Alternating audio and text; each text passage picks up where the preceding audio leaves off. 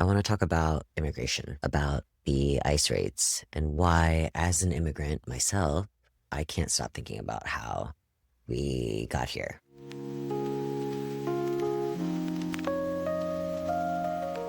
So my family came to the US when I was a child. Like a lot of us, I grew up with the general messaging that we as immigrants and as Asians were lucky to be here, and that our foreignness be tolerated was a gift, and that this place gave us opportunity. But what I didn't learn until much later is that this door, the one that my family came through, was not always open, and in fact, was closed to people like us for a really long time. The first Koreans arrived in the US in 1903, contract laborers sent to Hawaii trying to escape colonization and starvation. At the time, Imperial Japan still occupied Korea, so many young men jumped at the chance for survival, not necessarily for the American dream, but to have any dream at all.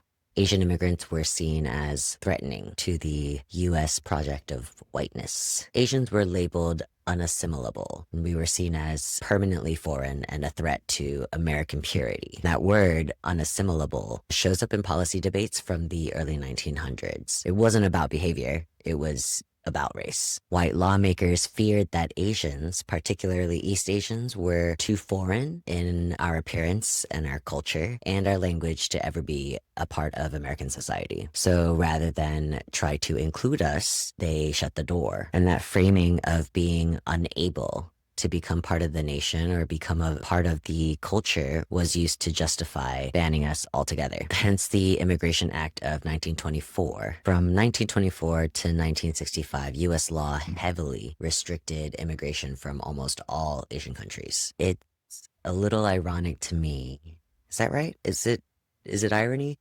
I don't know. You tell me. I think that it's funny when people say, well, they should come in the legal way or the right way or the proper channels, because the laws regarding immigration were specifically written to keep us out, to keep people out. So it's just interesting to be like, find the legal way, but like the legal way was to just not be allowed in at all. So what does that even mean? Anyway, that closed door didn't open again until 1965. That's not because lawmakers suddenly got more compassionate, but because the civil rights movement forced the US to reckon with its racism, at least on paper. The Hart-Celler Act replaced racial quotas with a system based on family reunification and skilled labor. And that is when Korean immigration surged. About 30 years later, my family and I were able to come here. That means most Korean Americans today are either immigrants ourselves or the children or grandchildren of people who came here in those few decades after the law changed. In reality, we're not that far removed from the violence of exclusion. Minji, my cat, he too is confused about what's going on.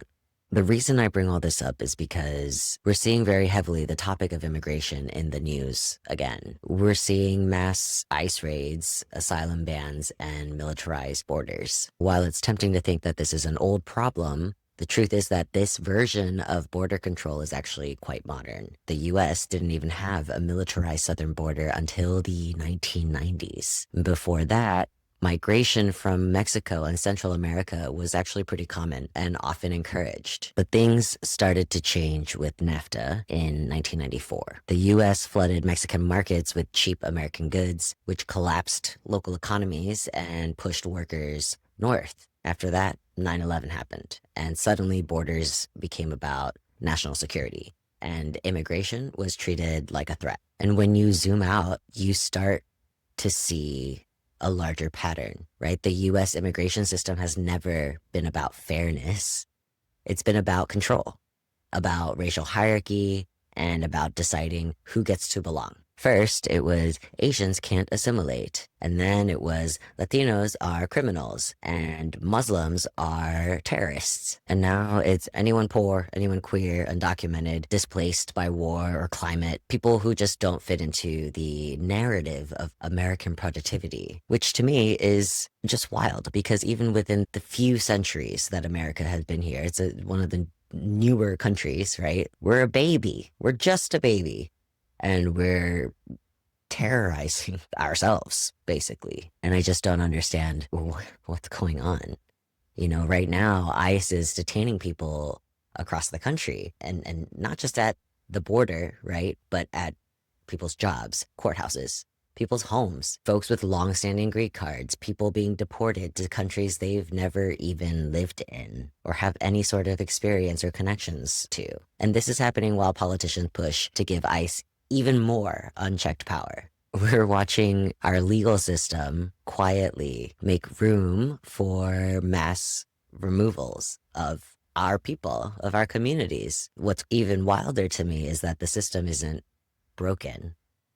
It's just doing exactly what it was built to do, which is to decide who gets to stay and who gets erased. This isn't just policy, it's a values test. Who do we protect and who do we let disappear? I think it's so important for those of us who have known the experience of immigration, have close ties to family with history of immigration, to take care of ourselves and also sit with this moment and remember how we got here, you know, and who helped to get you here. And if you're someone with citizenship or safety or distance in general from this, your labor actually still matters. It's really quite important because maybe you can't change a whole system, obviously, but you can show up.